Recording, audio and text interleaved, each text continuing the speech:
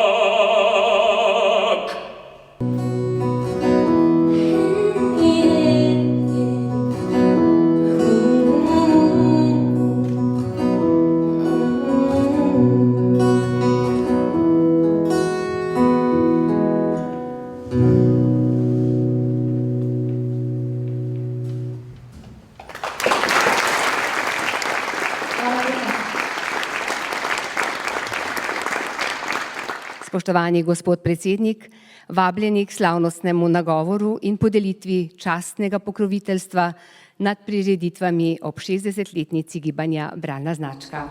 Prosim.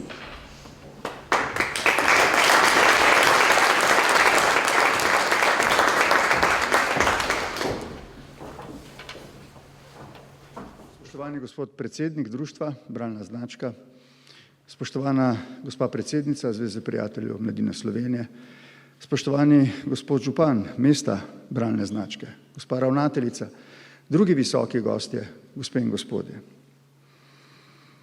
Slovenci in Slovenija imata eno posebnost, na katero smo vsi zelo ponosni.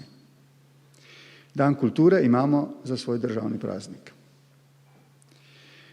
Hočemo povedati, da nas je kultura skozi čas oblikovala do te mere, da je postala nek ogeljni steber, nosilni steber celo naše državnosti. V predsedniški palači organiziram dneve odprtih vrat ob vseh državnih praznikih in moram reči, da je posebej pestro, vzneseno in tudi za te čase zlasti pomembno, zelo povezano med ljudmi prav za dan kulture. Za državni praznik, ki slavi našo besedo in vse, kar je povezano z njo, kar nas oblikuje kot narod, kot nacijo, kot nekaj posebnega v tem multikulturnem svetu.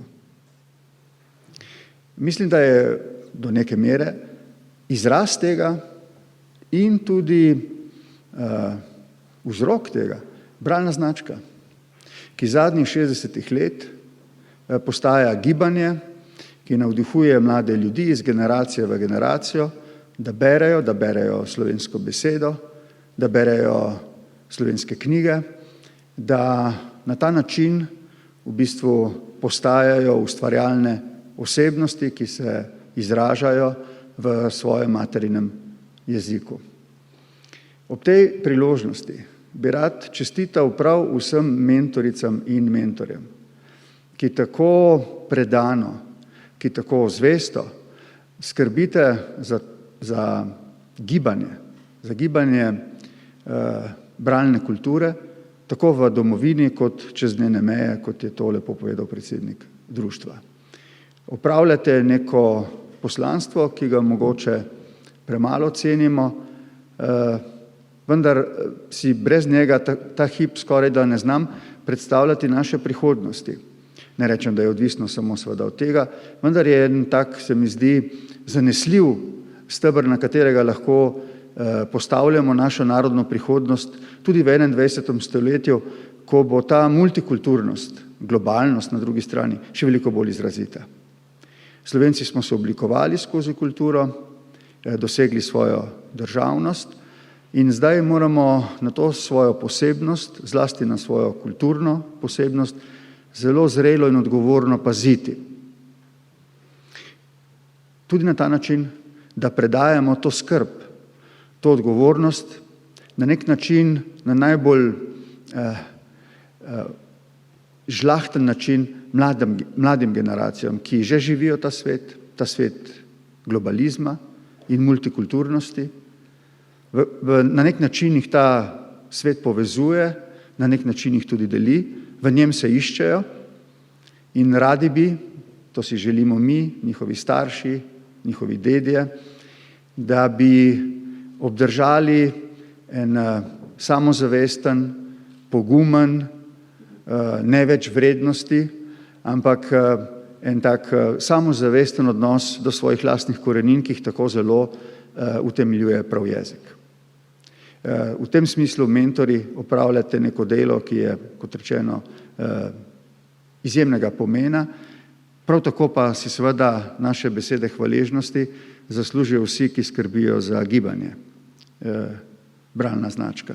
Zato bi povabil predsednika, če je tako prijazen, da se mi pridruži na odru. Naj povem, da mi je, tako kot vam, spoštovani pisatelj, tudi meni, ne samo v čast, ampak tudi v posebno veselje, da sem danes tukaj. Rad bi vam ob tej priložnosti uročil častno pokroviteljstvo nad prireditvami ob 60. obletnici gibanja Bralna značka, in to Društvo Bralna značka Slovenije, Zveza prijateljev mladine Slovenije. S tem častnim pokroviteljstvom izražam mojo hvaležnost države in kolikor mi to položaj omogoča, vseh naših ljudi nad pomembnim poslanstvom, ki ga opravljate, in vas prosim, da ga z enako predanostjo opravljate tudi v tem slavnostnem letu. Čestitke. To nam veliko pomeni. Hvala lepa.